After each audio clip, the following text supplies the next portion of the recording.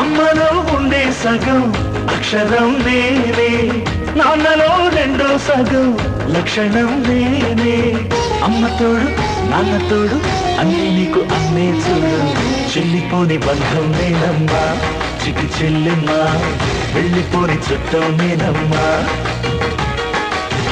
అన్నలోని ప్రాణం నువ్వమ్మా, చిటి చెల్లెమ్మా, ప్రాణమైన చెల్లిస్తానమ్మా.